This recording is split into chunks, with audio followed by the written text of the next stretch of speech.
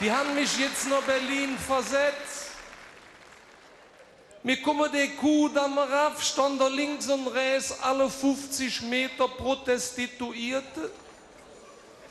Seht so kleine Mädchen für sich, Mama, was sind das für Frauen? Seht ihr, das sind Frauen, die warten auf ihre Männer, die von der Arbeit kommen. Flücht der Busfahrer rum, seht ihr, ne, die Frau, in was für einem Jahrhundert leben Sie denn? Klären Sie das Kind anständig auf. Sagen Sie dem ruhig, dass das Frauen sind, die für Geld mit fremden Männern nach Hause gehen. Seht das kleine Mama, kriegen die auch Kinder? Seht ihr, selbstverständlich. Was wird dann aus denen? Seht die Busfahrer.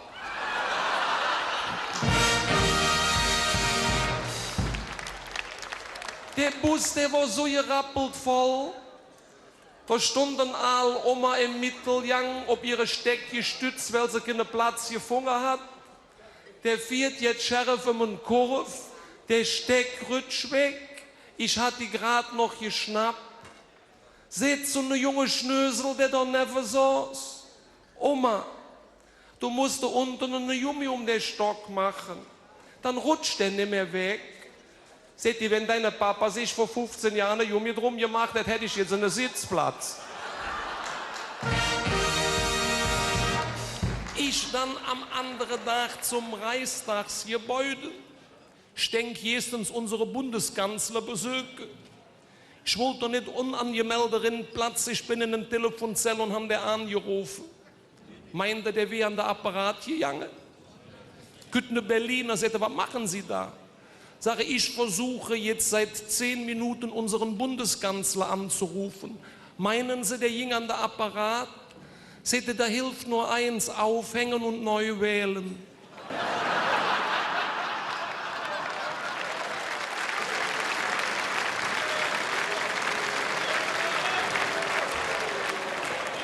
Weil ich den nun nicht kriege, habe ich bei der anderen Couleur versucht. Ich habe den Bestäuber angerufen. Kütt dem sing Frau an der Apparat. Sage, bin ich da richtig beim Bundeskanzler Stoiber? Jetzt hören Sie mal, Sie sind zwar hier richtig bei Stoiber, aber mein Mann ist doch nicht Bundeskanzler geworden. Ich habe da im Laufe des Tages noch 20 Mal angerufen. Da wurde die falsch. Ich sage Ihnen das jetzt zum letzten Mal, Sie sind hier richtig bei Stoiber, aber mein Mann ist nicht Bundeskanzler geworden. Was wollen Sie? Ich sage, ich kann das nicht oft genug hören.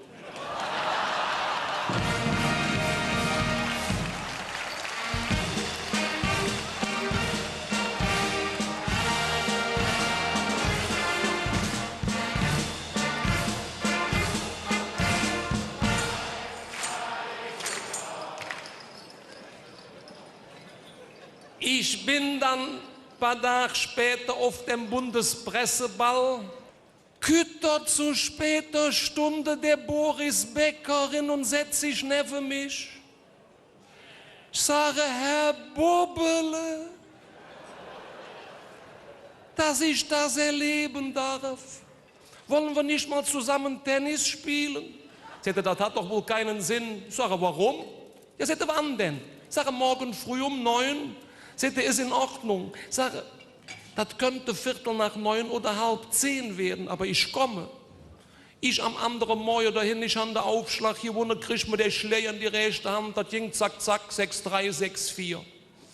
Der hätte die Welt nicht mehr verstanden. Sagte, geben Sie mir Revanche? Ich sage, selbstverständlich. Sagte, wann? Sage, morgen früh um 9. Sagte, ist in Ordnung. Sag ich, denken Sie dran, das könnte 9:15, 9:30 werden, aber ich komme.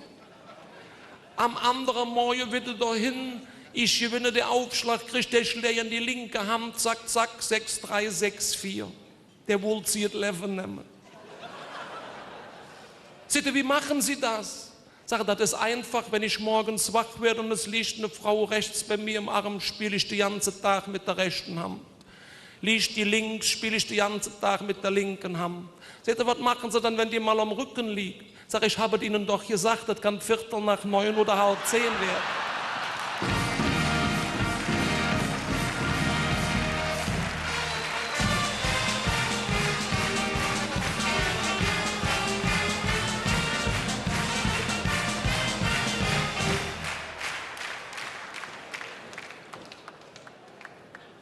Wie ich dann wieder heimgefahren bin ich Weg am Bahnhof über den Marktplatz gekommen. Ich denk, nimmst du dafür ungefähr jetzt zum Müffele mit? Ich bin an einem Obststand. Ich sag für den Verkäufer, ich hätte gerne 2 Pfund Nüsse. Seht ihr, das heißt jetzt Kilo. Ich sage nicht mehr Nüsse.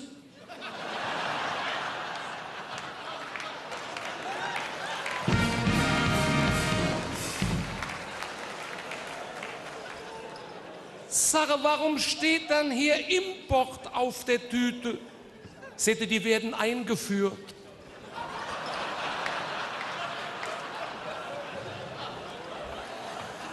Sage, gut, dass ich gefragt hab, die hätte ich gegessen.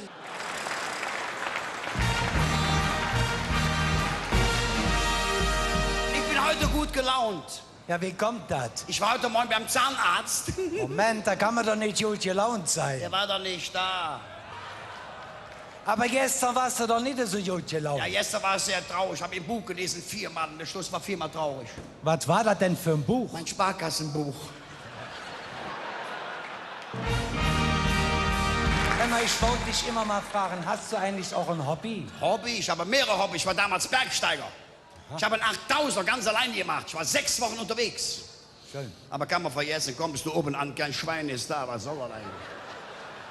Also da kann ich dir doch nur eins sagen, da habe ich doch ein viel schöneres Hobby als du. Du hast immer was Besseres wie ich. Jedes Mal. Da könnte ich bekloppt werden.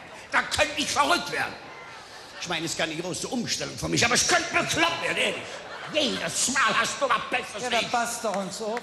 Ich fahre jeden Sonntag mit meiner Frau in das Grüne. Habt ihr keine Betten zu Hause?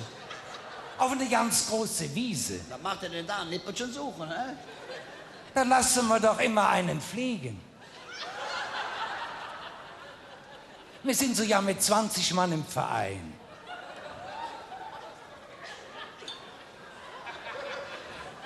Und die lassen alle einen fliegen? Ja.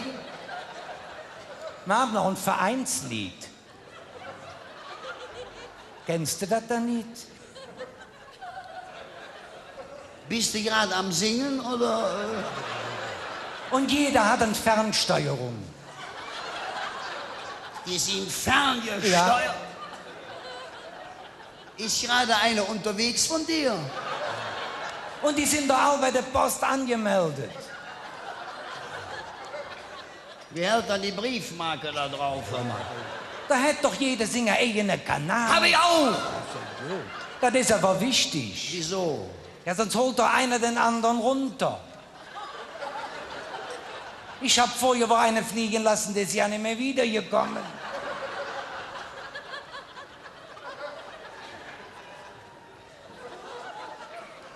Der war weg, War weg. ohne Tschüss zu sagen. Warst du traurig? Ja, was denkst du dann? Oh, da muss ein guter gewesen sein. Also. Tut mir leid, dass der weg ist, ehrlich. Ich meine, man muss sich ja auch in seine Lage versetzen. Ne? Man hängt da dran und weg ist er. Wer weiß, ob man den jemals wieder sieht. Tut mir leid, dass der weg ist, ehrlich. Ja, was meinst du dann jetzt? Ich wollte dir gerade einen ausleihen, aber ich kann im Moment nicht. Hör mal, hast du noch nie was von einem Modellflugzeug gehört? Du sprichst hier von der Ja, Modell. was denkst du dann? Das sagst du mir jetzt ist so schöner Pfiffi. Stell dir vor, ich bin vorige Woche im Schneegestöber auf der Kölner Dom geklettert. Hättest du den Wetterbericht abgewartet, kannst du später gehen. Bis oben auf die Spitze und da bin ich runtergesprungen, bin wieder reingeflogen und wieder zurück bis auf die Domspitze. Bist du wieder gelandet? Bin ich wieder gelandet. Hast du jetzt gelogen? Ja. Bin ich jetzt dran? Jetzt bist du dran. Ich hab dich fliegen gesehen.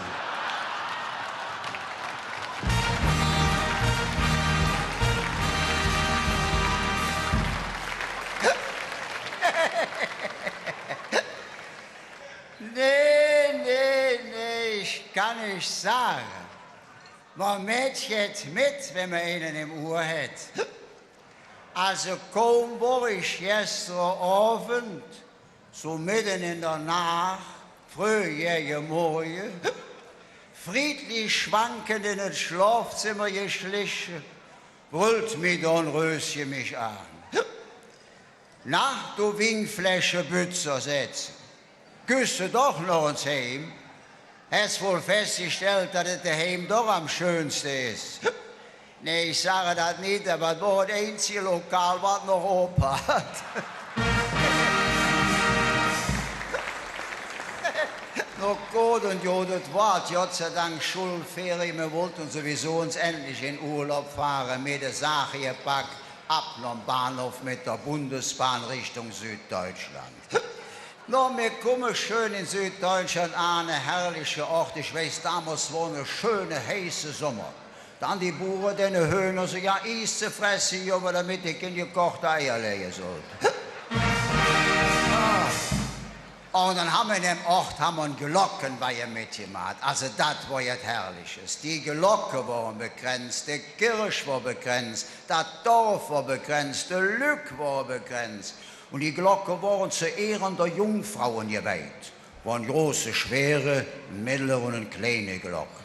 Die große, schwere, die war zu Ehren der Jungfrauen von 18 bis 25. Die hatte eine ganz tiefe Klang, die schlug immer nur den einen, nur den einen. Die mittlere hatte ein bisschen hellere Klang, die war für die Jungfrauen von 25 bis 35. Die schlug immer den oder den oder den. Pass auf. Und die kleinste, die hatte eine ganz helle Klang, die war für die Jungfrauen von 35 bis unendlich. Die schlugen immer, egal weggüten, egal weggüten, egal weggüten.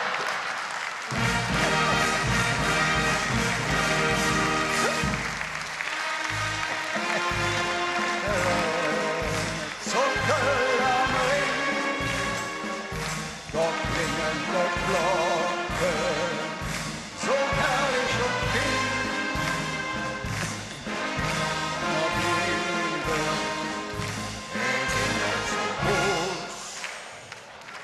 Ich red uns kein Göbel raus. Na ja, wir waren wieder in Köln. Ich sage abends zu meiner Frau, ich weiß es ja nicht, ich habe einen ganz trüben Hals. Schon nur noch als gerade mit Viereck lure, ob ich jetzt feuchte Luft finge. Ja, setz es schon, wenn du wieder küsst, bringst du die morgen Zähnung und die Brötchen mit. No, ich war so 5, 6 Häuser wie gewackelt, könnt man mir alle Freund der Kolvenbachs Peter entgegen. Der ist auch aus. Ey, Augblau, der Nase am Blut, 2 Zähne aus der Mund. Ich sag, liebe Kerl, was ist passiert? Ich sag, komm, ich bringe dich schnell heim. Sagt, um Gottes Willen, da komm ich ja grad her.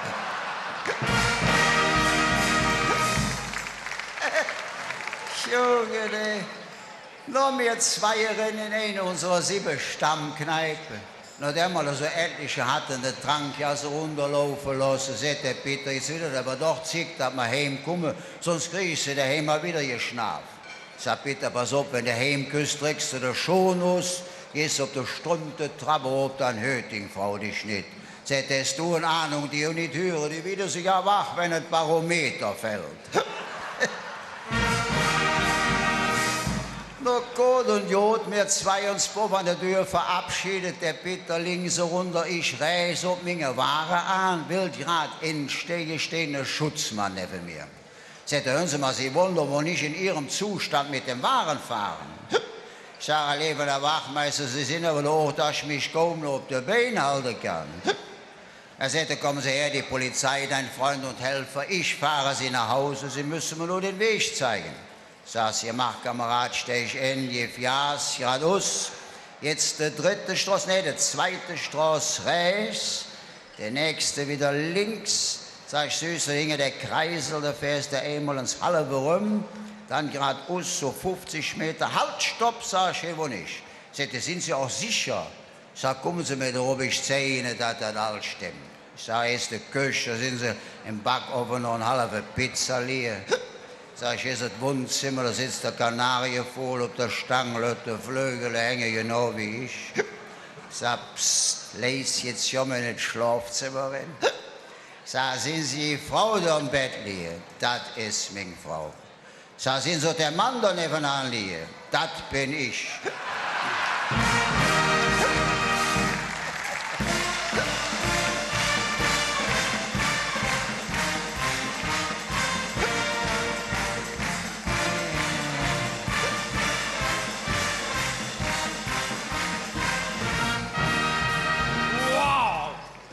Sag immer, auf jeder Veranstaltung gehört ein schöner Mann.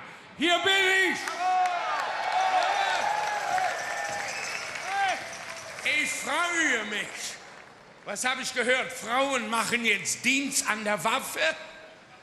Bei der Bundeswehr Frauen Dienst an der Waffe.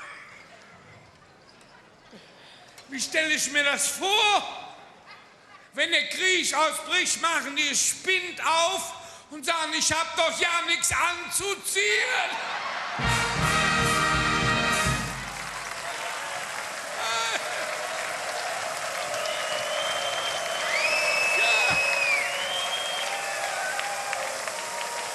Herr Präsident, gib mir recht. Das ist ein netter Mensch, der Präsident. Ich habe mit ihm letztes Jahr eine Radtour gemacht. Wir sind über die Landstraße gefahren und da kam ein Bierwagen. Der ist genau auf ihn draufgefallen. Es war das erste Mal, dass die Getränke auf ihn gingen.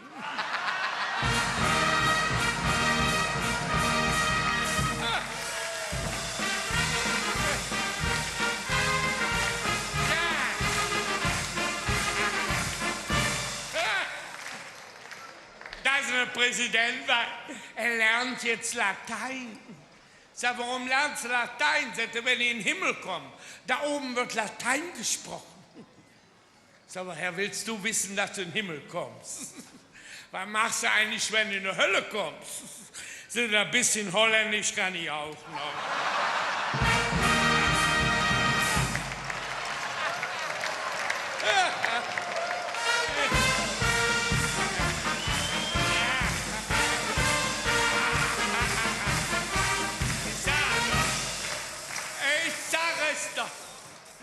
Ehrlich, wir haben ja Probleme. Ne? Haben Sie gesehen, wie dem Schröder vor 3 Wochen die Minister abgehauen sind? Scharping wollte auch zurücktreten. Aber dem sind die Füße eingeschlagen.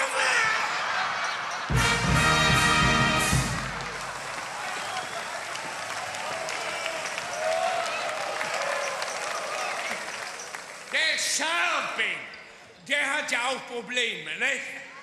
Mit der Bundeswehr, die brauchen Geld, die Bundeswehr. Die müssen jetzt tatsächlich die Panzer an die Polizei vermieten.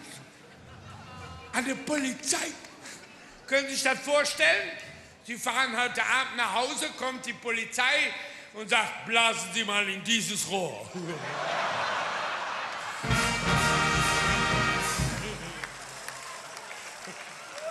Aber die ganze Minister, ehrlich, wie heißt der eine? Eichel. Eichel, der ist ja so geizig, so geizig. Der fliegt mit dem Bundeswehrflugzeug auf unsere Kosten. Geizig. Jetzt haben sie auf dem Bundeswehrflugzeug schon das Eiserne Kreuz abgemacht. Haben sie schon ein Moorhuhn drauf gemacht.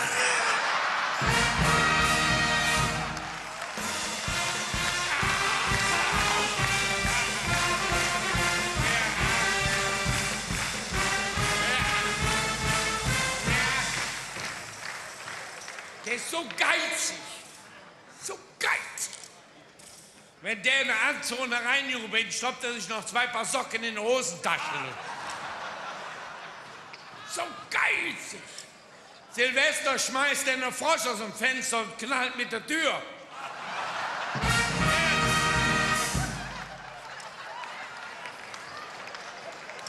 Der stellt sich mit einer Kerze vorm Spiegel und feiert der 2. Advent. Keine Hemmungen, nicht? Hier Beckenbauer auf der Weihnachtsfeier, der Stellungsspieler, werden alle beim Fremdgehen erwischt.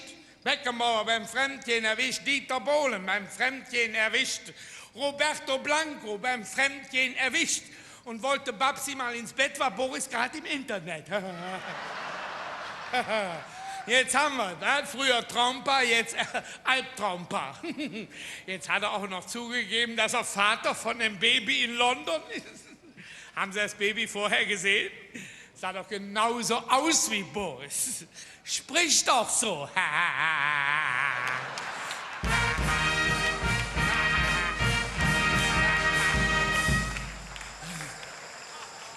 Ich hab gesagt, Boris, warum in der Wäschekammer? Sagte, das Treppenhaus war gerammelt voll. Guck dir die alle an. Hier, der Joschka Fischer, der meint auch, wenn er 25 Mal verheiratet ist, hätte er silberne Hochzeit. Und dann der Schröder, den kennen Sie doch, ne? Der größte Liebhaber Deutschlands. Unter dem stöhnen Millionen.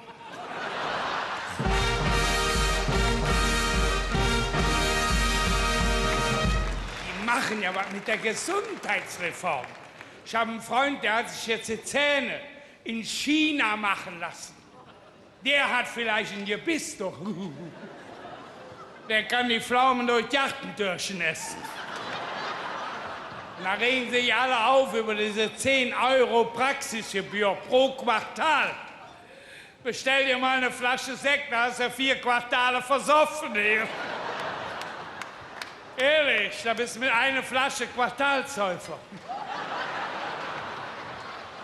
Früher haben sie Witze gemacht über Omas dritte Zähne. Heute sind wir froh, wenn wir sie erben.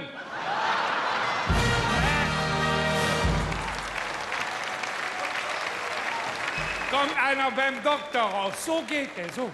Ich sag, was ist mit dir? Der Doktor hat gesagt, ich soll mich rektal ernähren. Ich sag, warum gehst du so komisch? Ich bin eine Bonbon am Lutschen.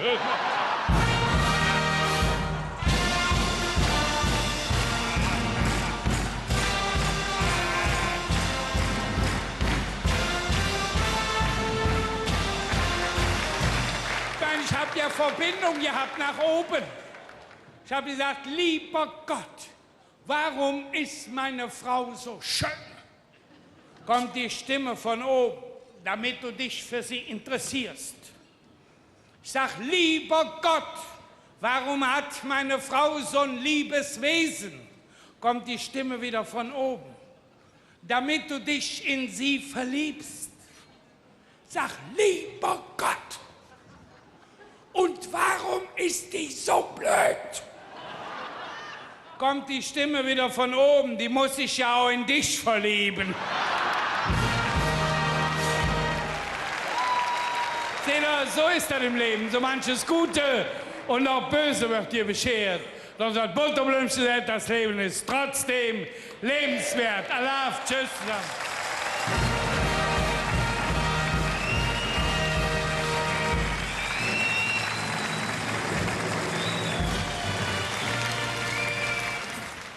Der Oma hat gesagt, wenn du heute Abend im Jürzen nicht geirrt bist, dann musst du dich auch bedanken. Und das tue ich hier mit.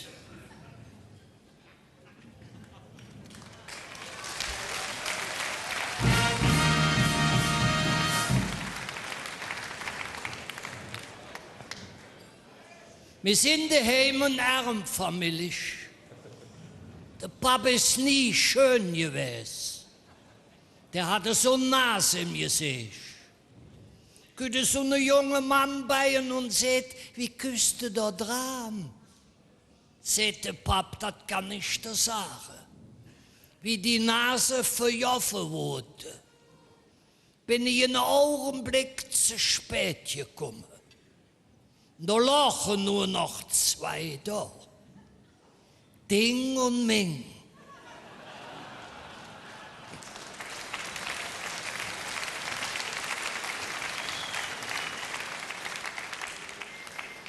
Da wollte ich mir Ding grad kriegen. Da küden Stimmen von Buffe, lass die Lie, das ist ein Rotznass.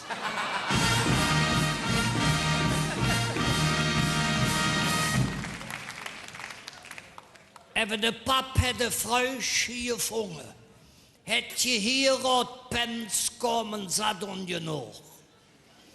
Beim 8. sagt der Pap für die Mam, jetzt hört es auf. Auf morgen schlaf ich Speicher. Sagt die Mam, wenn du meinst, das jetzt nützt ja nicht mit.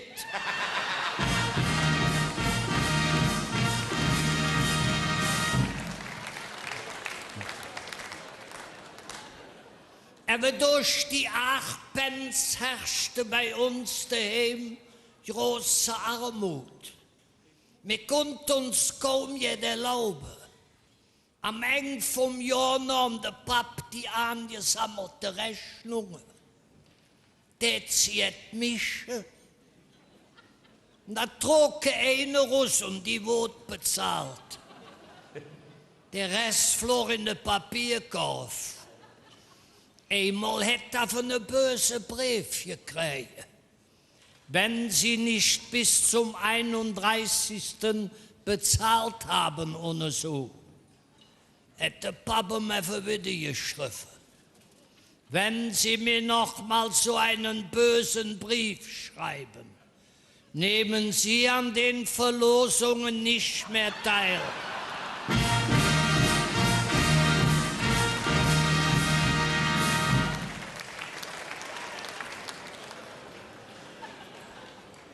Jetzt sind wir Gott sei Dank durch das Gröbste durch. Jetzt brauchen wir nur noch 3 Raten an der Hebamme zu bezahlen. Und da hört der Jüngste auch uns.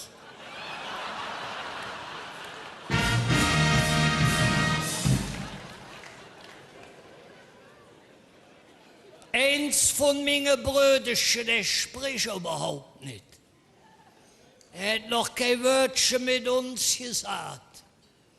Seht die Schmitz von nebenan für den Pap, fahren sie doch uns mit dem Kind noch Käferla. Durch jede Teilwasser hat der Pap getan. Die könnt mit dem kleinen Arm zobbern in das Wasser rein. Die könnt raus und seht für den Pap und du hast sie nicht all.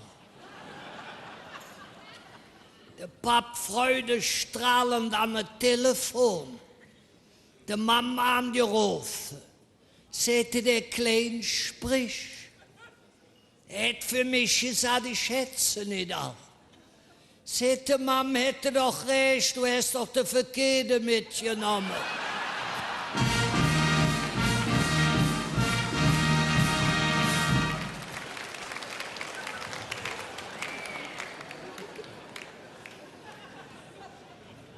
Der Mama hat ja noch mehr Kinder gehabt. Aber beim Pap war nichts mehr. Seht die Schmitz von nebenan für die Mama, sie müssen ihn viel mehr reizen. Sie müssen ihn ins Vordere. Dann sind sie schwarznäcklich an. Legen sie auf der Couch. Hat sie getan. Der Pap könnte rennen, sieht sie da lesen, hätte auch es jetzt mit der Oma.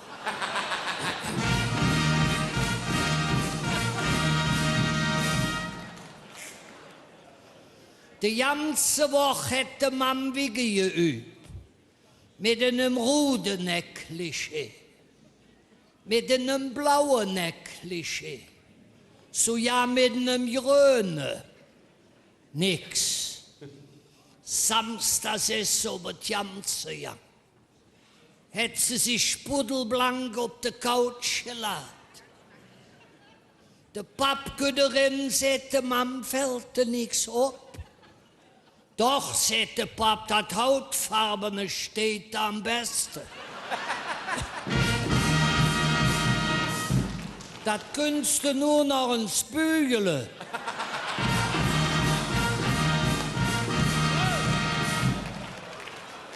Aber ich brauch mir heute Abend nicht zu bügeln. Ich bin in Form. Und ich möchte mich für all die 50 Jahre, die ihr mit so gehört hat, bedanken. Ich danke euch von Herzen und wünsche euch dafür Glück, Gesundheit und Freude.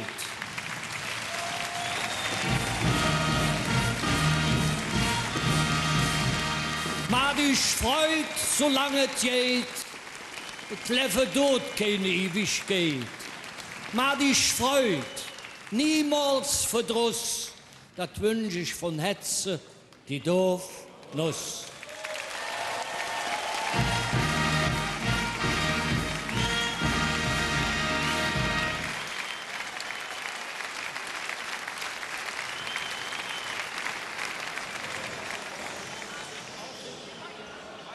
Als ich zuletzt am Weg zum Arzt war, komme ich an der Straßenbahnhaltestelle vorbei. Steht da einer, fragte mich, wann kommt die Bahn? Ich sag, das kann nicht mehr lang dauern. Die Schienen liegen ja schon da. Wie ich dann bei dem Arzt reinkomme, sage ich, Herr Doktor, immer wenn ich mich mit einer Frau unterhalte, spüre ich so eine innere Aufregung. Seht ihr, haben Sie das denn beim Sex auch? Nee, ich sag, dann bin ich ja immer allein.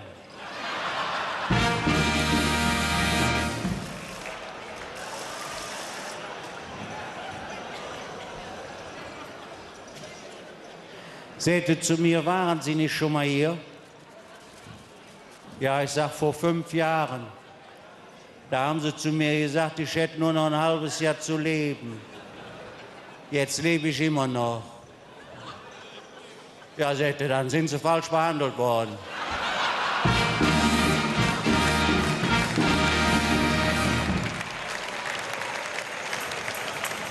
Ich bin dann auf kürzestem Wege direkt in meine Stammkneipe.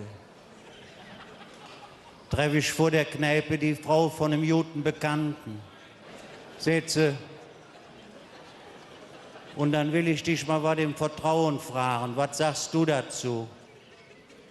Immer wenn ich Alkohol trinke, werde ich so mannstoll. Ja, ich sag, da müssen wir uns mal in Ruhe bei einem Cognac drüber unterhalten.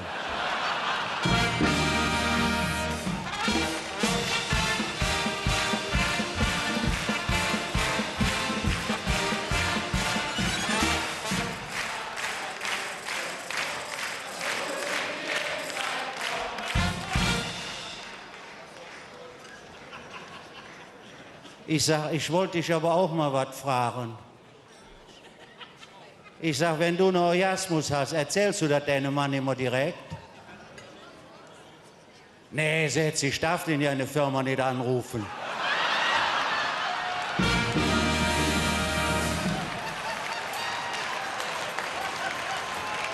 Wie ich dann in die Kneipe reinkomme, sag ich für den Wirt, hat die Küche noch geöffnet oder war der Ordnungsamt schon hier? In dem Moment geht die Tür auf, kommt da mein bester Freund rein. Ich sag, was ich dich mal fragen wollte. Hast du schon mal mit meiner Frau geschlafen? Nee, sagt, ich bin doch dein bester Freund, das würde ich nie tun. Ja, ich sag, das solltest du aber mal, die ist nämlich besser als deine.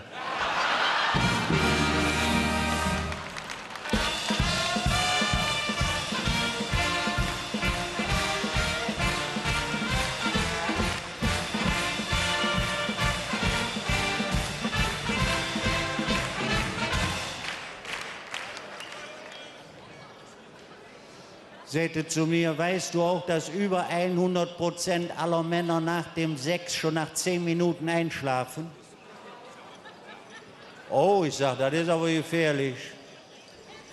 Sagte, wieso gefährlich? Ja, ich sag, da sind die meisten doch noch am Heimweg. Als ich dann aus der Kneipe rauskomme, kommt da einer mit dem Fahrrad, hatte mich umgefahren. Ich sag, bist du blind? Sagte, wieso? Ich hab dich doch getroffen.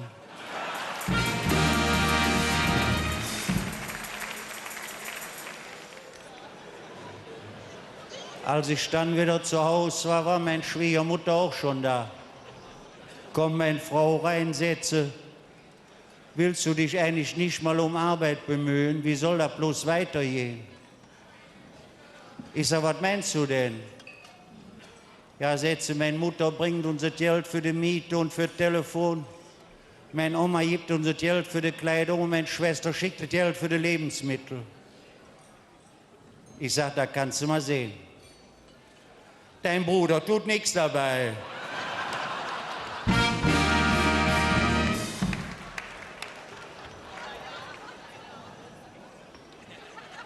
Übrigens, Letzten Sommer sind meine Frau und ich auch hier drin in Urlaub gefahren. Aber nach 2 Tagen hat sie mich schon angerufen. Sätze, wo du da bist, sind da auch Frauen? Ich sage, ja, aber die wollen all Geld haben. Sätze, gib nicht mehr wie 30 Euro. Ich sage, was soll das denn heißen? Ja, Sätze, mehr krieg ich ja auch nicht.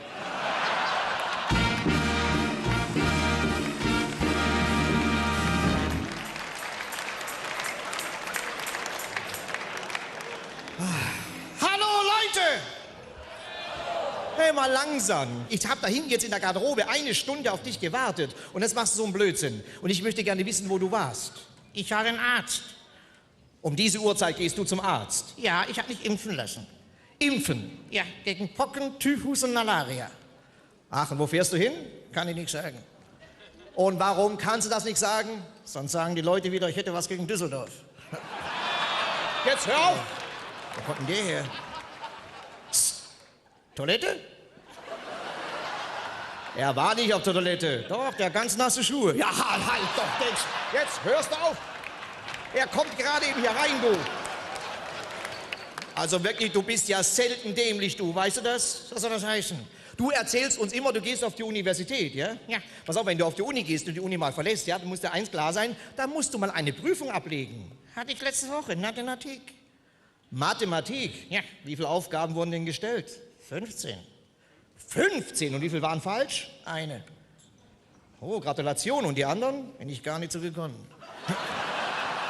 Jetzt habe ich jetzt genug. Wenn ich das gewusst hätte, was mich hier erwartet, mein lieber Freund, dann wäre ich zu Hause geblieben, hätte Golf gespielt, ja? Scheiße, ich spiele Golf. Ja, ich spiele Golf. Besser als im letzten Jahr? Ich weiß nicht, ob ihr Golfspieler sind, ja? Aber wenn ich das Ihnen jetzt sage, wie ich spiele, da werden die blass vor Neid. Echt? Ja. Wenn ich nämlich heute abschlage mit meinem Ball, dann treffe ich genau bis zum Petting Green.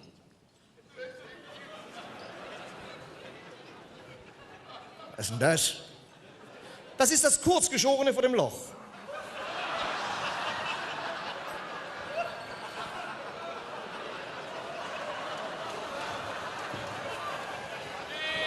Ist das ein altes Schwein, du? Das nennt man so. Das weiß jeder Golfer, das ist das kurzgeschorene Gras vor dem Loch, damit man besser einpatten kann. Und das heißt jetzt Golf. Du brauchst jetzt gar nicht so mit den Damen zu flirten. Und wieso nicht? So wirst du ihr Herz nie erobern. Ist mir scheißegal, der Rest würde mir genügen. Halt, ist genug. Ja, ist es denn jetzt gut? Der Rest würde mir genügen.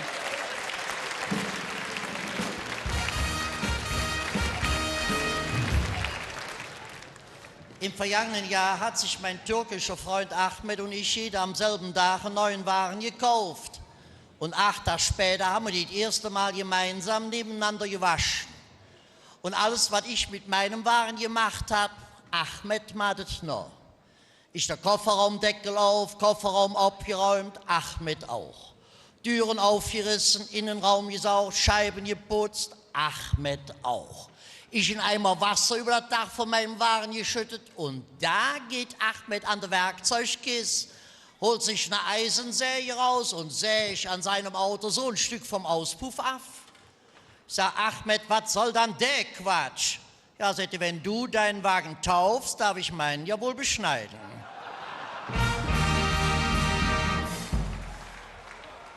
Am anderen Morgen den Kaffee gepackt, am Hauptbahnhof, und weil ich noch jetzt Kohldampf hatte, habe ich mir da schnell noch ein Beamtenteilchen gekauft. Ein Beamtenteilchen. Eine Schnecke. Jetzt kaum in Berlin angekommen, ich in das Reformhaus Schröder. Das ist das Kanzleramt. Die Tür geht ob, der Kanzler kühlt raus so eine Rudekopf und sagt, da haben mir doch tatsächlich die Journalisten ein funkelnagelneues Auto ohne Motor geschenkt. Warum? Sag, weil es nur überall bergab geht. Ja, seht aber angenommen, irgendwann geht es mal wieder bergauf. Sag, da bist du nicht mehr am Steuer.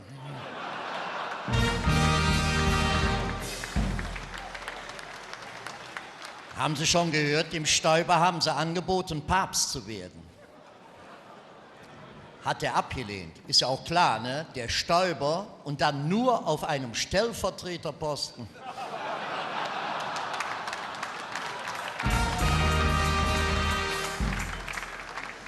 An dem Tag kam gerade der Außenminister Fischer von der China-Reise zurück.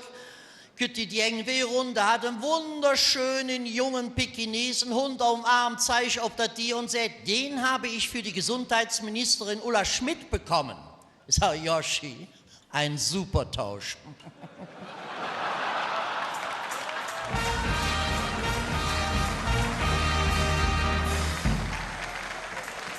Ich in eines des berühmtesten Hotels von Berlin in das Adlon.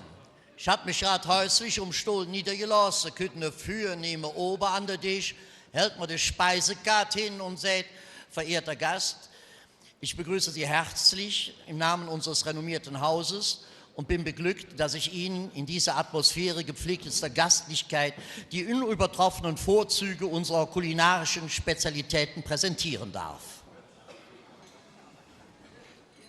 Habe ich einen Diener gemacht. Ich sage, Sie wollen gütigst verzeihen, wenn ich es wage, Sie höflichst und dringend zu ersuchen, mir gütigst zu erlauben, dass ich mir die Freiheit nehme, Sie hierdurch zu fragen, ob Sie die Gewogenheit haben wollen, mir huldreichst zu vergönnen, dass ich mich erkühne, Sie untertänigst zu bitten, mir das unschätzbare Glück zu gewähren, dass ich die ganz besondere Ehre haben darf, mit den Gefühlen der lebhaftesten Hochachtung und der mir angeborenen Bescheidenheit 2 Frikadelle zu bestellen.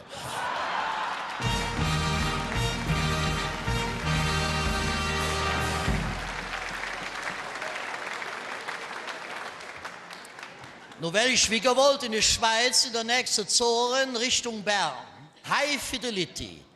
Zu der Zeit wurde gerade die englische Königin auf Staatsbesuch, Elizabeth II, Queen of England, not Queen of Table Waters. Beim Festbankett durfte ich neben dem Guido Westerwelle sitzen. Auf einmal schnappt er sie einen Löffel und flüstert mir zu, ein schönes Souvenir. Zack, hatte der Löffel in seiner Tasche. Ich denke, was der kann, kannst du auch. Schnappe mir einen Löffel, zack, haue damit unglücklicherweise hier in mein Winglas, kling! Mit einem Schlag Totenstille, alles lot auf der Löffel und mich. Ich denke, was mähst du jetzt? Ich sage, Ladies and Gentlemen, zu Ehren der englischen Königin werde ich Ihnen etwas Außergewöhnliches zeigen. Ich stecke jetzt diesen Löffel in meine Jackentasche. Jetzt hole ich den beim Westerwelle wieder raus.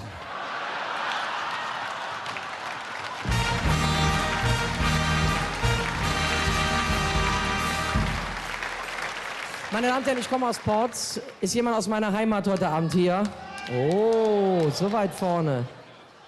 Kommen Sie uns besuchen, es ist schön. Bei uns sind viele Russen zugezogen. Deswegen ist Porz auch nur eine Abkürzung. Die 4 Buchstaben P-O-R-Z steht in Wirklichkeit für populäres osteuropäisches Reiseziel. Im letzten Jahr haben die mir zweimal das Navi aus dem Auto rausgeklaut, vor meiner Haustür. Kein Spaß. Beim ersten Mal habe ich es gar nicht kapiert. Habe mir ins Auto reingesetzt, dachte, hä? Loch im Armaturenbrett? Aha, die Technik geht voran. Jetzt ist das Navi schon ohne dein Auto Richtung Polen unterwegs. Schön. Diese Frauenstimme, sensationell. Nummer 3, Chantal. Die Frau hat einen Sexappeal beim Straßenvorlesen, das ist der Hammer. Da sitze ich so was von reusig im Auto, ehrlich. Ich stelle das ja auch immer ein, auch wenn ich nur einkaufen fahre. Scheißegal. Und ich glaube auch, Chantal merkt, dass ich sie gut finde. Immer wenn ich das Navi einschalte, sagt die zu mir, Ihre Route wird berechnet.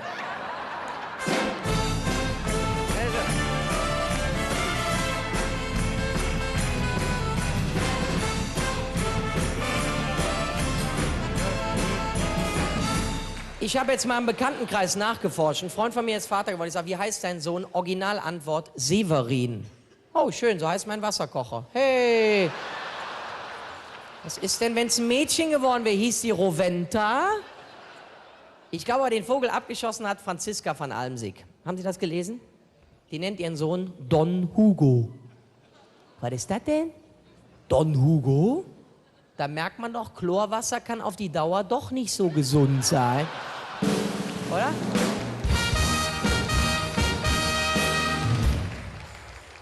Die Hebamme hat gesagt, ich schlage Ihnen eine Unterwassergeburt vor. Da hat die Franzi gesagt, nee, ich würde gern Privates von Beruflichem trennen. Was mir vorschwebt, wäre für Mädels sowas französisch klingendes, sowas wie Desiree, Nadine oder der Klassiker Chantal. Ein Name wie Musik, wenn man das richtig aussprechen kann, Chantal. Problematisch wird es, wenn eine Mutter aus Köln-Ehrenfeld ihre Tochter so nennt, die von Fremdsprachen gar keine Ahnung hat und dann so quer durch den Supermarkt brüllt, Chantalle, tu anständig sprechen. Komm mal bei Mama bei. Wie sollen die Kinder mal vernünftig Deutsch lernen? Glauben Sie mir, ich war vor kurzem beim Ikea, habe mir ein Regal angeguckt und habe hinter mir einen Satz gehört. Ich wusste gar nicht, was das für eine Sprache war. Da sagte eine Frauenstimme, Jacqueline, mach das ma ei. Hä? Ich habe mich rumgedreht, da hat ein kleines Mädchen ein Stoffschaf gestreichelt. Mach das ma ei.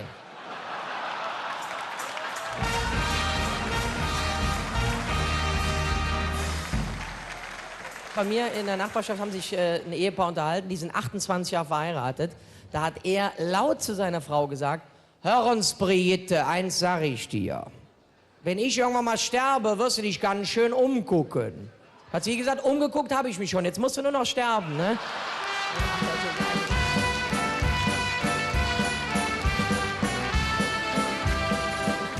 Weil wir so brav sind, weil wir so brav sind, muss ein. Wo habt ihr euch damals kennengelernt, Herr Prinz? Wo war es bei euch? Im Internet! Da gab es Bauer sucht Frau noch gar nicht, ne? Nee. Im Internet romantisch, ne? So, es ist schon ein bisschen an der Maus gespielt, schon war sie da. Ja, war doch so. Hat er gesagt, doch nicht von mir. Hallo? Im Internet. Nicht schlecht. Bei mir war es ein Autounfall. Das glaubt mir nur keiner. Die Autos sahen nicht gut aus. Die Frau, die ausgestiegen ist, umso besser. Sagt, ist Ihnen was passiert? Ich sage, nee, ich glaube nicht. Bei Ihnen? Sagt die, nee, nee. Und dann hörte ich nur, ich bin übrigens Single. Da dachte ich, ach, guck mal, ich auch. Und sie natürlich direkt typisch, Frau, ja, ich glaube an Schicksal. Wahrscheinlich wollte der liebe Gott, dass wir uns durch den Unfall kennenlernen. Sagt sie, guck mal, die Flasche Prosecco, die bei mir im Auto lag, die ist komischerweise nicht kaputt. Das kann doch kein Zufall sein. Ich schlage vor, wir stoßen jetzt mal an auf unser Kennenlernen. Sag ich, Bombenidee, gib die Pulle her, ich den Korken raus. Hab so einen guten Zug genommen. Sag ich, hier, trink du auch mal. Sagt die, nee, ich warte erst mal, bis die Polizei hier gewesen ist.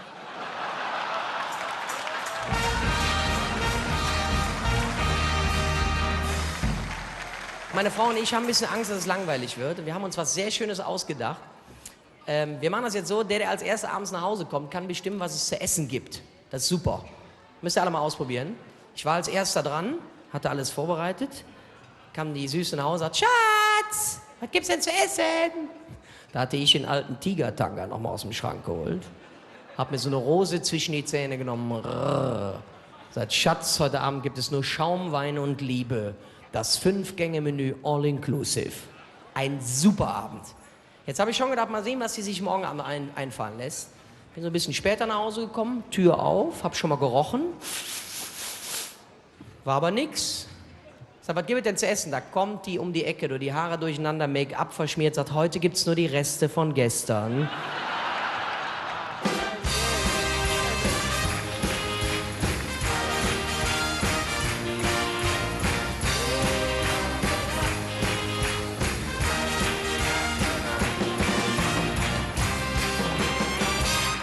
Jetzt bin ich gerade draußen gefragt, sag mal Guido, warum hast du denn jetzt geheiratet mit 38?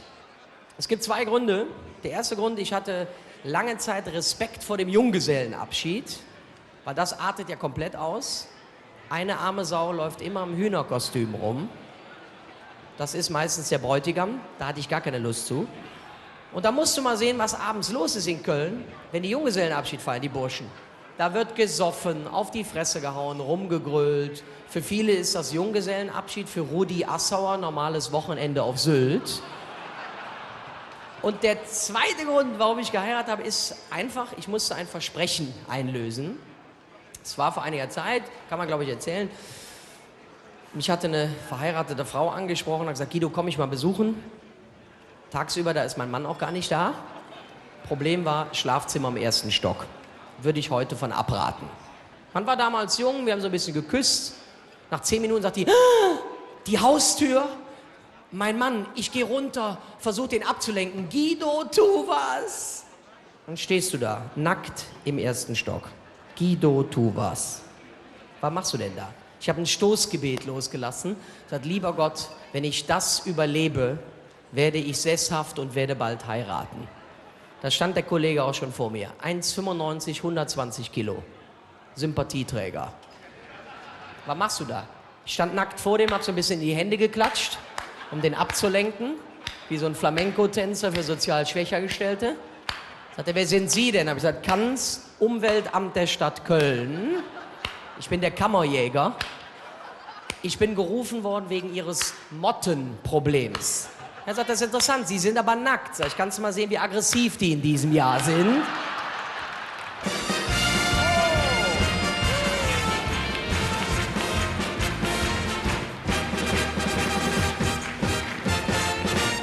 Spanien! Zum Abschluss möchte ich eine Sache noch loswerden. Ich habe so eine private Umfrage gemacht und glaube, wenn man länger verheiratet ist, sucht man sich wahrscheinlich irgendwann ein schönes Hobby. Es gibt Leute, die haben Musik als Hobby, das muss sehr schön sein.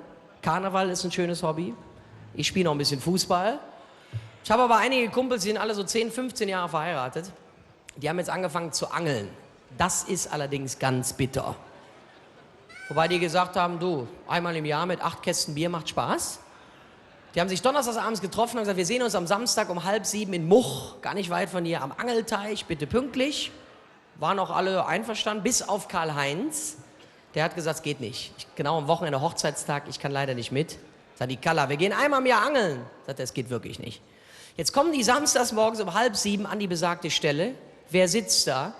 Karl-Heinz. 2 Angeln im Wasser, Flasche Kölsch in der Hand. Sagten die, hallo, haben wir was verpasst? Ich dachte, du kannst nicht wegen deiner Frau. Er sagt, da habe ich auch gedacht.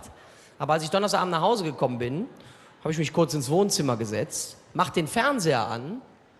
Auf einmal hält mir jemand von hinten die Augen zu. Drehe ich mich rum, steht meine Frau hinter mir, hat aber nichts gesagt, hat mich so an die Hand genommen, langsam ins Schlafzimmer reingezogen. Da waren überall so Kerzen aufgestellt. Ich dachte, was wird das? Dann drückt die mir original ein paar Handschellen in die Hand, sagt, Schatz, jetzt kettest du mich ans Bett und dann kannst du machen, was du willst. Ich bin seit gestern hier, Petri Heil.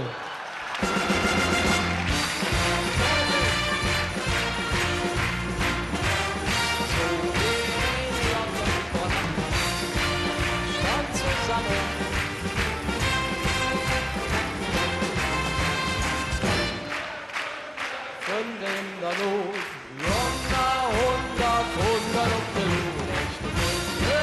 schon zusammen, so wie Gott und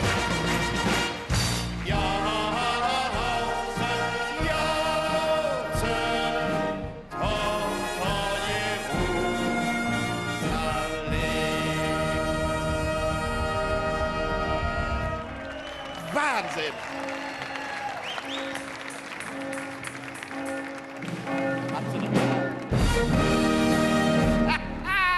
Das ist doch Rheinländer. Was Sie gerade erlebt haben, gibt es, glaube ich, wirklich nur im Rheinland. Ja? Es ist eine wunderbare, herrliche Sitzung, alles kostümiert, fastelovend. Und was singt der Rheinländer zur Begrüßung eines Büttenredners? Ein Kirchenlied. Ein Kirchenlied, ja? Tochter Sion. Ja? Nee, also wenn mich einer fragt, wie kann man denn einen Rheinländer beschreiben? Dann sage ich doch, Rheinländer, das ist die gesunde Mischung aus großer J, wir loben dich und scheiße, ja. Ne? Und genau das haben sie wieder bewiesen. Herrlich, Tochter Sion. Ich könnte mich fortspießen. Ne? Gut, obwohl, ich höre sie schon wieder schreien. Ne? Nach wie vor kommen mehr als 1 Dutzend Beschwerdebriefe an den Kanalmeister. Ne? Und da schreiben die, Herr Kardinal, schreiten Sie ein. Das hier hört sich nicht ein Diakon in der Bütt. Kirche und Karneval muss man auseinanderhalten.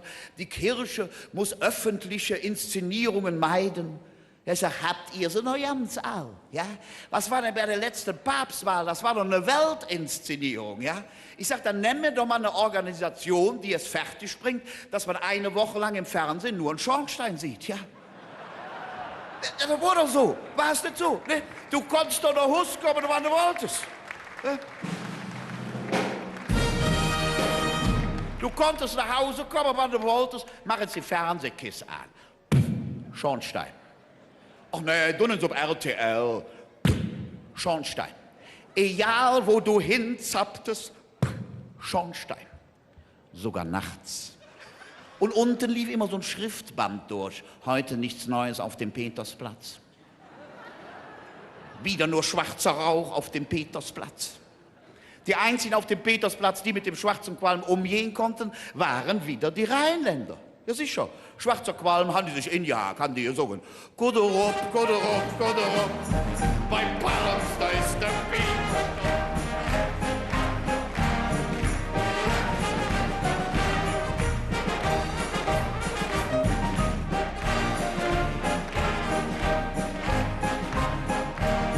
Der ganze Stoff voll Qualm. So geht man damit um, ne? Diese Leichtigkeit, Unverkrampftheit, ne?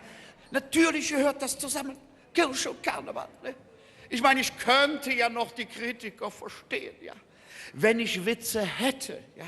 Die so ein bisschen, aber habe ich schon ja nicht. Jo, ich hatte mal so eine alte Kamelle drin, da haben sie geschrieben, ne? Ich hatte nur gefragt, was ist der Unterschied zwischen mutig, übermütig und dreist? Mutig ist, wenn ein Mann nur mit der Badebutz bekleidet in die Oper geht. Übermütig ist, wenn er die Butz an der Garderobe abhebt. Und dreist ist, wenn die Garderobenfrau sagt, wollen Sie den Knirps nicht auch hier lassen?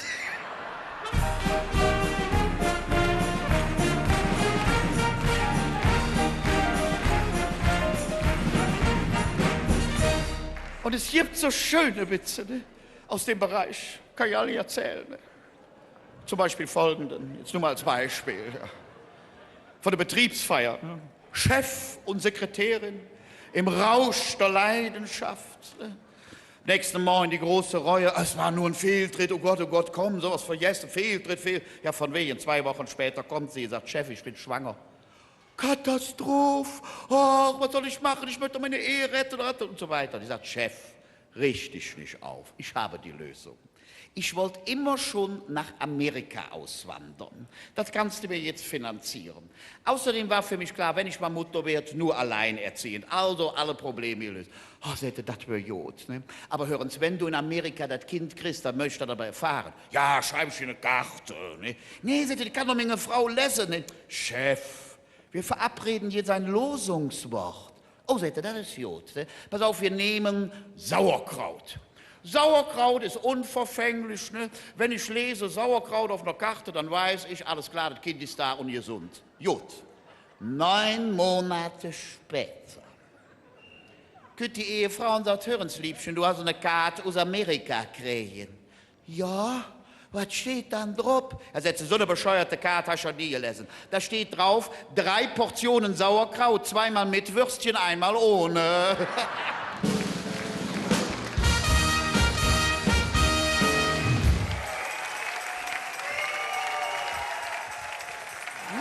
Zusammen. Geht es euch gut? Mir nicht. Meine Frau liebt mich nicht mehr. Die ist immer so böse zu mir. Ich hab jetzt gesagt, ich bin die Treppe runtergefallen. Sagt sie, hätte ja der Mülleimer mitnehmen können. Und die schimpft auch immer mit mir, weil ich schnarche. Ich weiß nicht, wie das bei euch ist. Schnarchen ihr auch einige? Ja, die Männer geben dazu, die Frauen nie. Ich habe heute Nacht meine Frau geweckt, die hat auch geschnarcht. Ich sage, hey, du schnarchst. Sagt sie, das kann nicht sein, das ist dein Echo. Wir Aachener haben ja so mit der Auseinandersetzung Köln-Düsseldorf wenig zu tun. Aber ich habe jetzt trotzdem mit einem Düsseldorfer gewettet. Ich habe gesagt, in Köln ist auf jeder Sitzung 10-mal mehr Stimmung als in Düsseldorf. Ich nehme dich mit in den Gürzenich und beweise dir. Da sind wir unten reingekommen, sagt er, du hast recht, hier ist 10-mal mehr Stimmung als in Düsseldorf. Ich sage, und das ist erst die Garderobe, was meinst du, was im Saal los ist?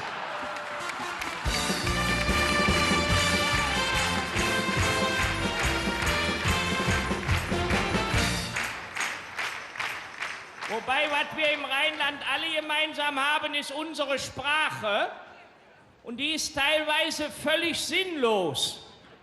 Wenn du hier draußen vorm Jürzenich einen fragst, von hier bis zum Dom, ist das weit? Da kriegst du als Antwort, nee, das ist nicht weit, aber das zieht sich.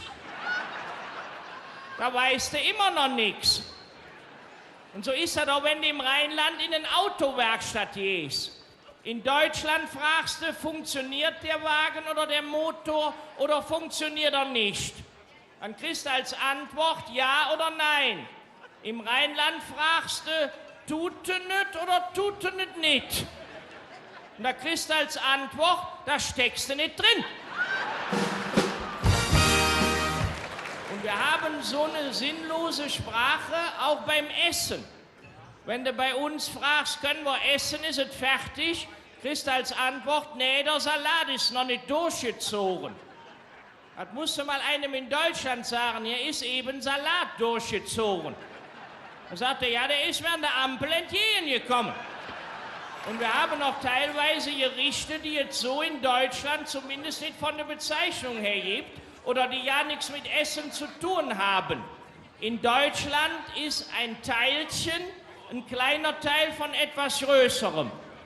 Bei uns im Rheinland ist Teilchen Gebäck für Besuch, für den dir Kuchen zu schade ist und ein Plätzchen zu geizig wirken würde.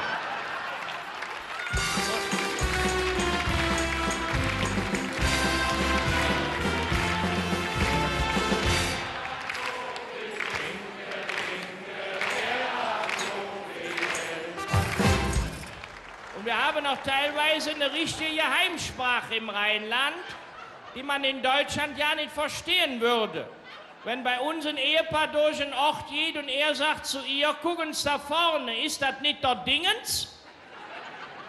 Dann sagt sie, ja klar, sie ist doch dabei.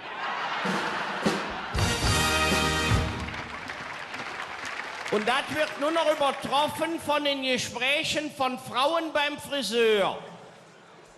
Hast du sie schon lang kurz? Ja, der ist zum Nachdenken, ne? Ja, ich hatte es aber auch uns kurz lang. Jetzt habe ich sie schon länger kürzer. Ich lasse aber wieder wachsen auf kurz oder lang. Und das ist ja, und das ist natürlich so, meine Damen und Herren, das Wichtigste ist, dass man gesund bleibt. Und ich meine, man blieb am ehesten gesund, wenn man ja nicht erst zum Doktor geht. Wenn sie reinkommen, die Mädchen am Empfang, die stehen immer unter Stress. Da gucken die sie an und sagen, sind sie krank? Nee, sag ich, hatte 10 Euro zu viel im Portemonnaie. Ich denke, bringen Sie denen, die können sie brauchen. Und am schlimmsten ist es beim Zahnarzt.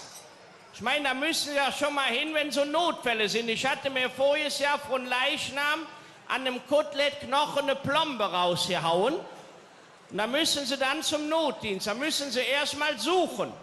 Ich komme ja aus der Aachener Ecke. Ich hatte aber direkt in der Nähe einen Notdienst gefunden in Koblenz. Da kommen Sie dann in das Wartezimmer rein, da sitzen nur Notfälle. Keiner kann sprechen, aber irgendwas müssen Sie ja sagen. Nach 10 Minuten sagt mein Nachbar zu mir, haben Sie Zahnschmerzen? Ich sage, nee, ich habe die Prostata verstaucht. Ja, sagt er, hat meine Schwester auch. Da Ihre Schwester, das geht doch ja nicht. Er sagt, ist doch nur eine Halbschwester.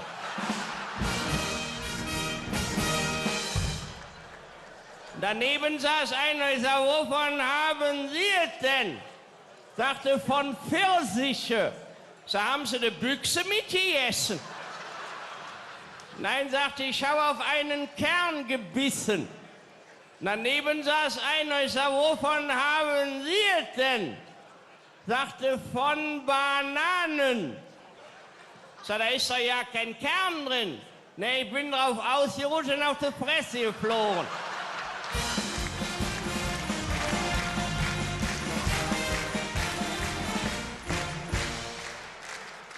Und daneben saß eine Frau, ich sage euch so, wie es ist, die stank furchtbar aus dem Mund. Du willst ja keinen beleidigen, ich hatte schon ein paar Mal Durchzug gemacht. Und so nach 10 Minuten ist er, entschuldigen Sie bitte, aber Sie stinken furchtbar aus dem Mund. Er sagt, das kann sein, ich habe eine neue Brücke. Sag, gucken Sie bitte nach, da hat ihn schon einer einen Pfeiler geschissen.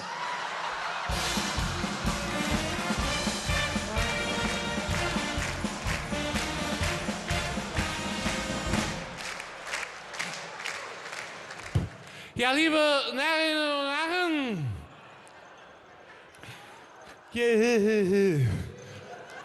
Aber, liebe Narrinnen und Narren, warum bin ich so ergriffen?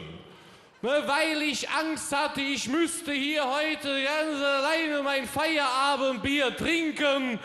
Wissen Sie, es gibt Männer, die können nicht pinkeln, wenn einer dabei steht. Und ich kann nicht trinken, wenn keiner dabei steht.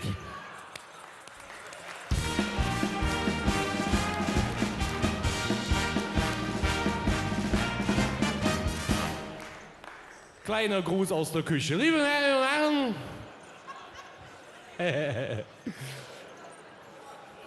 Oh, bin ich am Arsch, ey. Nein, liebe Herren und Herren, man will doch zeigen, was man am Glas drauf hat. Kennen Sie die Bilder von diesen Hunderennen, wie unruhig die magersüchtigen Köter da vor dem Stach debil jaulen mit sammelnden Refsen mit ihren Hufen scharren und darauf warten, dass sie endlich hinter diesem bescheuerten Stoffhase herlaufen können. So bin ich, wenn ich in eine Kneipe komme. Der Köbis ist mein Stoffhase. Da will ich mich mit den Besten messen. Das geht zu Hause einfach nicht. Da habe ich doch nur meine Frau. Die fällt mir ja schon in Delirium, wenn sie sich abends die Knie mit Franz Branntwein einreibt.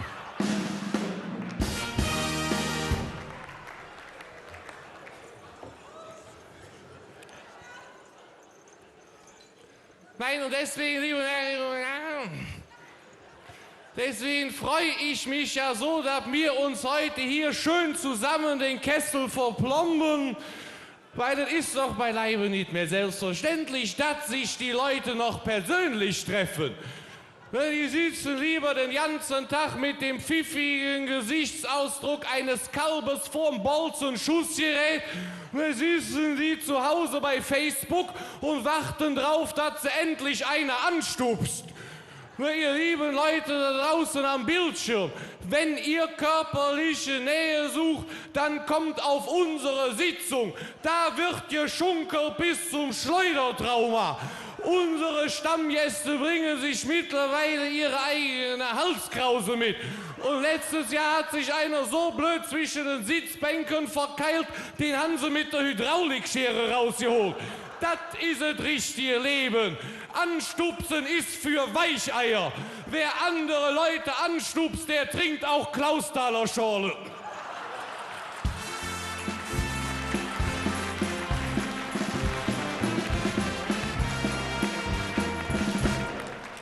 Auch der Karneval hat Facebook für sich entdeckt.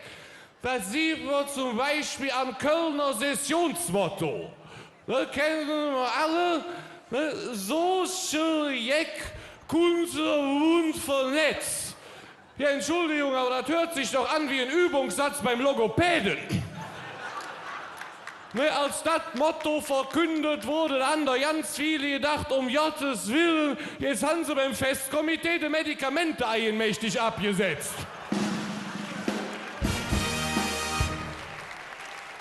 Ob bunt vernetzt, ob Social Jack, Der Hauptsache ist das Bier, das schmeckt. In diesem Sinne, Alaf zusammen.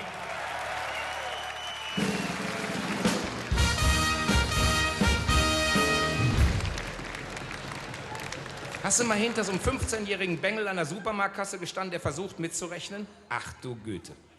Oder hast du dich mal länger als 10 Minuten mit so einer 14-jährigen Ische unterhalten? Dann weißt du, wo der Satz herkommt, je höher die Absätze, desto kürzer die Hauptsätze. Ehrlich. Ja. Als wir damals zur Schule gingen, da war der deutsche Satzbau noch Subjekt, Prädikat, Objekt. Und heute Subjekt, Prädikat, Beleidigung, Alter, ey. Siehst du? Wir brauchen Vorbilder für unsere Jugend. Boris Becker, Verona Feldbusch. Nehmen wir Paris Hilton und Britney Spears dazu, die Honey und Nanny der Arschgeweih-Generation. Das sind die Vorbilder unserer Kinder, ja? Die heiraten, lassen sich scheiden, verloben sich, entloben sich, rein in die Kartoffeln, raus aus den Kartoffeln. Da darf man sich nicht wundern, wenn die Mutter nachmittags ins Kinderzimmer der Tochter kommt und das Zimmer ist leer. Bett ist gemacht, aber niemand da. Nur auf dem gemachten Bett, da liegt so ein kleiner Briefumschlag. Die Mutter öffnet mit zitternden Fingern den Briefumschlag und dann liest sie: Liebe Mami, es tut mir sehr leid, dass ich dir jetzt schreiben muss, dass ich gerade mit meinem neuen Freund ausgezogen bin. Aber er ist so süß mit seinen vielen Piercings und den ganzen Tätowierungen überall. Und wenn du einmal sein Mörderteil von Motorrad sehen könntest, dann würdest du mich verstehen. Und Mami, das ist nicht alles, ich bin endlich schwanger. Das wird unser erstes Kind, aber nicht das letzte. Abdul hat auch gesagt, er möchte mindestens 8 Kinder. Und wir werden zusammen eine glückliche Großfamilie sein in seinem Wohnwagen mitten im Wald. Und jetzt, wo ich weiß, wie lecker Marihuana ist, werden wir das Zeug selber anbauen. Damit wir immer genug haben, auch für unsere Freunde, wenn denen das Kokain mal ausgeht. Du siehst, Mami, du musst dir keine Sorgen machen. Ich kann prima auf mich selber aufpassen. Ich bin ja schon 13. Ich hoffe, du kommst irgendwann mal vorbei, um deine Enkelkinder kennenzulernen. Deine dich liebende Tochter Vanessa. PS: Alles Blödsinn, Mami. Ich bin nebenan bei Melanie Playstation spielen. Ich wollte dir nur eben zeigen, dass es Dinge gibt, die schlimmer sind als die 5 in Mathe auf dem Zeugnis, das neben dir auf dem Schreibtisch liegt.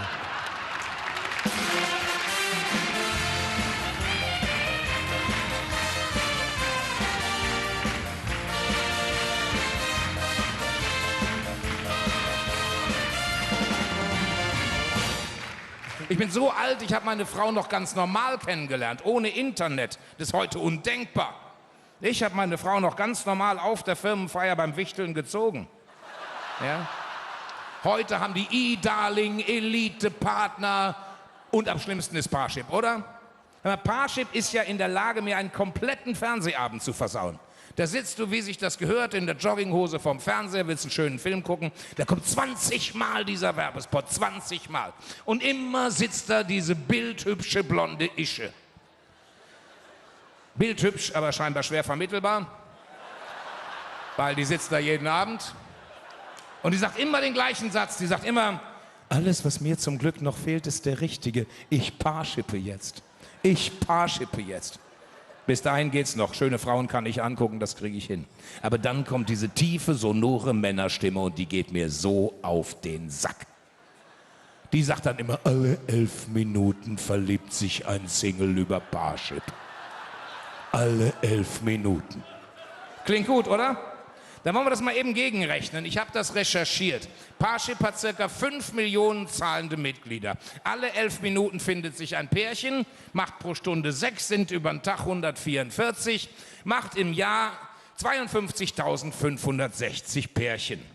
Bei 5 Millionen zahlenden Mitgliedern sprechen wir hier über eine miese, mickrige Erfolgsquote von sage und schreibe 2%. 2% Wahrscheinlichkeit, dass du die große Liebe findest, bei der Kohle, die du da abdrückst. 2%. Moment. Der Bengel sagt gar nicht, alle 11 Minuten findet sich ein Pärchen. Nein. Der sagt, alle 11 Minuten verliebt sich ein Single über Parship. Ein Single. Ja, wenn sich ein Single verliebt, dann ist das scheiße. Du brauchst mindestens 2. Und damit sinkt die Erfolgsquote nochmal von 2% auf 1%. Und die anderen 99%, die gucken in die Röhre. Und wenn die in die Röhre gucken, was sehen die da? Die bescheuerte Ische mit ihrem Ich Parshippe jetzt. Da fallen dir doch die Chips aus dem Gesicht. Der ist doch wahr.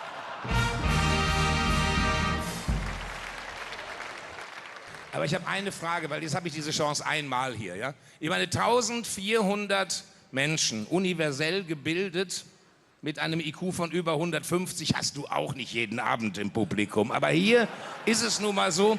Und dann nutze ich das aus und dann frage ich einfach mal, kann mir das einer von euch sagen? Ich habe eine Frage, die beschäftigt mich seit Wochen. Ich habe noch keine Lösung.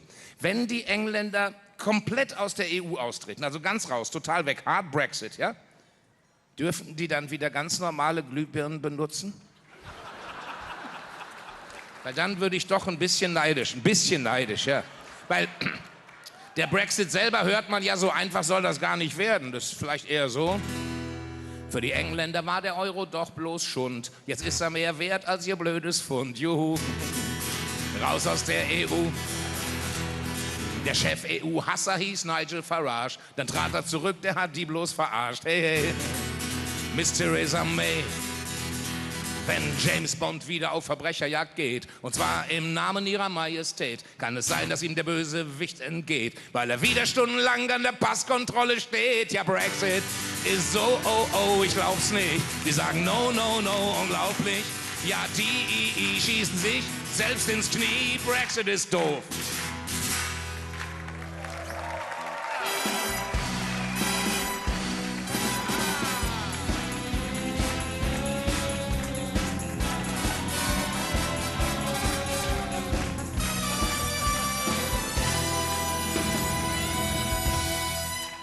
Und der Chefideologe des Brexit, das ist ja Boris Johnson. Boris Johnson kennen Sie, der war Bürgermeister von London, jetzt ist er Außenminister des United Kingdom. Sein erlernter Beruf ist Journalist, den erlernten Beruf seines Friseurs kennt niemand. Fest steht nur eins, es ist nicht Friseur. Haben Sie mal gesehen, was der Mann auf dem Kopf spazieren trägt? Wenn ein Mann nach 2 Herrensitzungen hintereinander, nachts um 3,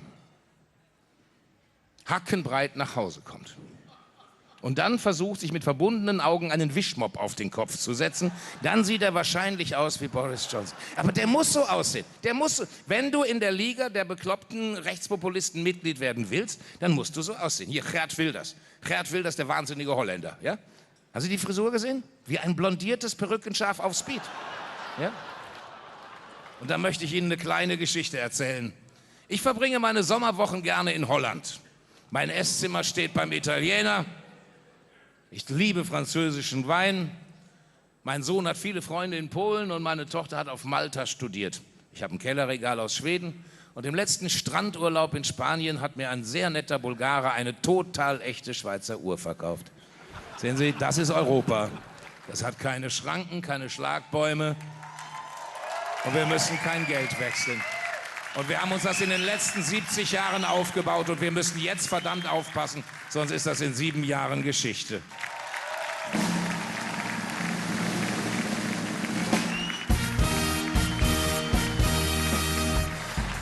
In diesem Jahr gab es ja dieses wunderbare Lied von Adel Tawil über die Lieder, die ihn in seinem Leben begleitet haben.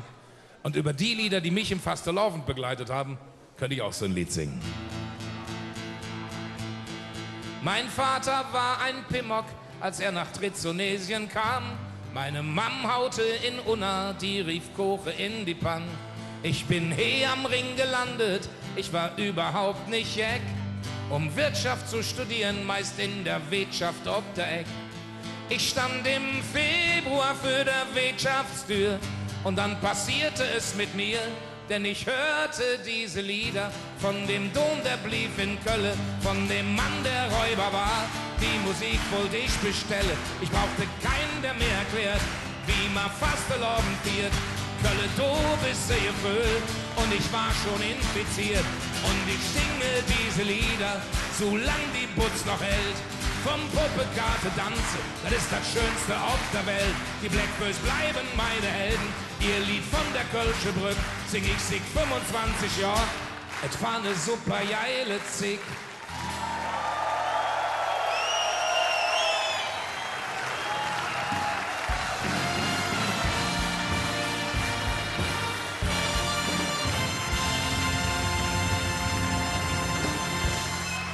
Tag zusammen! Oh, das ist Wahnsinn, er hat doch gerade gesagt, ne, neu im Kölner Karneval. Ich kann gar nicht beschreiben, was das für ein Gefühl ist für mich hier in dem festlich dekorierten Grütze nicht auftreten zu müssen heute. Das können Sie sich nicht vorstellen. Ne? Wenn Sie hier reinkommen als neuer Redner, oder so, Sie gucken in die ersten Reihen, diese Gesichtsausdrücke voll von Fröhlichkeit. Ist alles in Ordnung bei Ihnen, ja? Das ist eine Karnevalsveranstaltung, nicht wahr? Kennen Sie den Mann neben sich da? Ja, können Sie da mal einen Euro nachschmeißen? Der ist ausgegangen, ne? Da hab ich Angst, ey. Erst, was habt ihr mir da für eine Pflegestufe hingesetzt in die erste Reihe? Jetzt ist an, jetzt lacht er. Fein. Fein. Ja. Eppo müssen Sie mal. Eppo. Ich habe das mal ausprobiert, das Eppo, weil das haben ja alle genommen, ne? Haben ja alle genommen. Eppo haben alle. Bis auf Rudolf Scharping vielleicht. Nein, der nicht. Nein. Rudolf Scharping ist der einzige Mensch, den ich kenne, wenn du den auf Zeitlupe stellst, hast du ein Standbild. Der hat nichts genommen.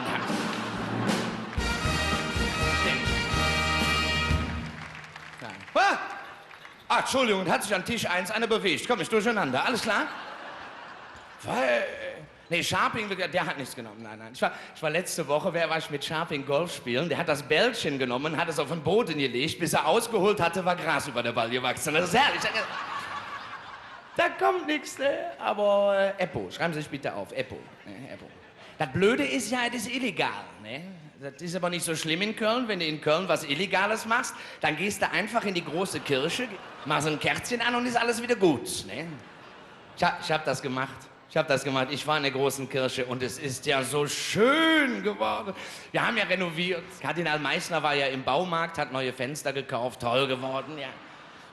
Dieses eine war ja was langweilig, ne, haben Sie mitbekommen? Und dann hat er da den Richter angerufen und hat gesagt, Herr Richter, mach was mit dem Fenster. Ne? Und der ist dann auch gekommen, ne, mit einer Kindergartengruppe, 4 Eimer Fingermalfarbe.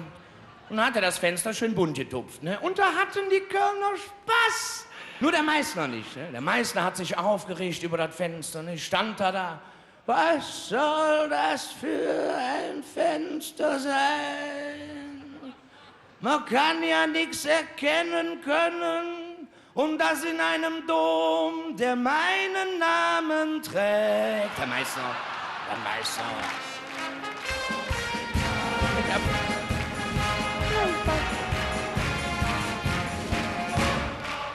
Hat keinen Sinn, es singt, das Volk singt.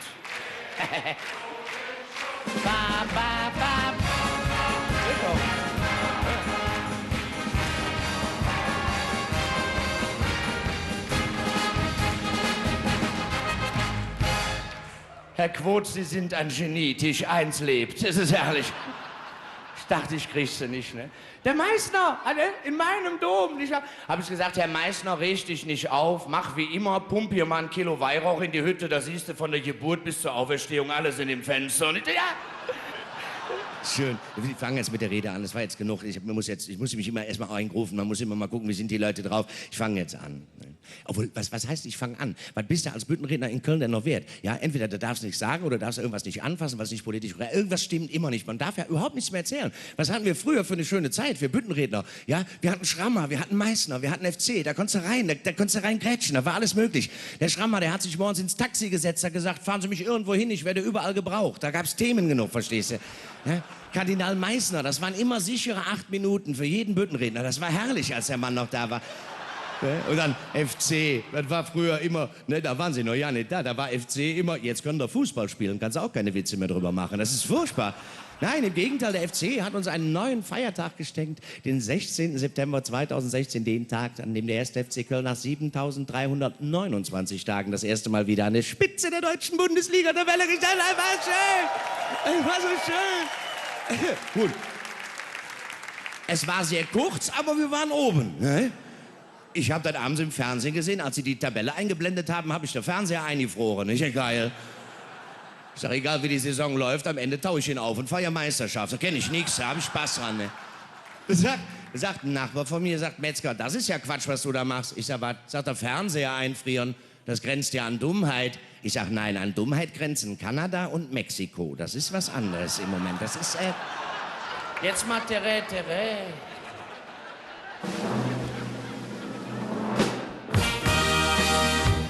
Das war aber schön. Und so spontan. Das ist immer das Problem mit den ukrainischen Zirkuskapellen. Die verstehen einen nicht. Lass es! Nein!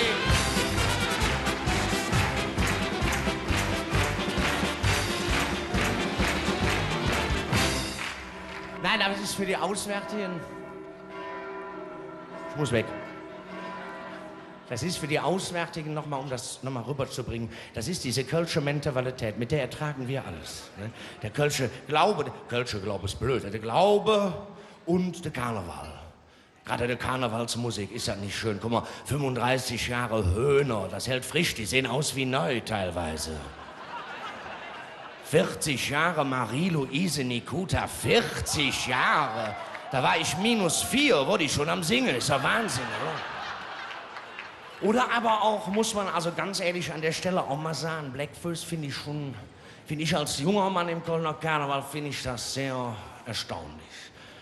Wenn ich darüber nachdenke, komme ich manchmal an Grübeln. Ne? Da sitze ich dann in meiner Boot, Boffelung am Dach und denke mir, what die Föß. Lebe wie in Achterbahn, mit dem Rollbrett durch die Stadt von der Blossmeier und Bumskapelle bis zum Wasser von Köln. Am langen Samstag in der City sind sie der Straße raffier in unserem Fädel. Von der Kajers Nummer 0 über die Kölsche Brücke ob die Schelsig. An einem Pauschen mal am Bickendorfer Bütche oder eine Kaffeebude und sich gefragt, ja, man noch Hus oder soll immer blieben? Sie sind geblieben, Gott sei Dank, auch wenn sie ab und zu nach Frankreich oder Spanien ausgetrocken sind. Das Heimweh nach Köln, gerade wenn es unschön schien, hat sie immer wieder zurückgebracht. Denn sie hat eine Decke. Und sie haben gewusst, auch wenn das letzte Lied im Rheinhotel verklungen war. Und wenn das Lied im Roxy, du bist die Stadt. Mit all deinen Menschen, mit all deinen Pens, die noch kommen, denn der Mama kriegt schon wieder ein Kind. Mit dem Hausmeister Kaczmarek, mit der Alträusche, mit der 3 von der Linie 2, mit der 3 von der Eierquell und mit dem Katrin, meiner älteste Freundin, der damals sagen muss, bye bye my love, denn Moni hat geweint. Kriech doch nicht, Lev Linderloh. Take lieber uns hat Kleidern und lass mal tanzen. Lass mal uns der Buren tanzen am Polterorf in der Elsassstraße oder am Schützefest. Aber bitte, bitte mit dir föhn. Und ist da uns eine Fiese über die Pfütsche gefallen. Haben sie wieder hingestellt und die sagt, trink doch eine mit, Indianer kriechen nicht und alles war wieder Jod. Wir Kölsche, wir kleben am Leben und wenn wir Kölsche singen, Ruben und Wies, und wir lassen das in Köln, dann brauchen wir keiner. Dann sind wir die Weltmeister vom Ring und räumen all derselben Raum, denn wir kennen unseren Stammbaum. Wir Kölsche sind einfach Glück, wie ich und du. Schöne Festelabend, tschüss zusammen, Dankeschön.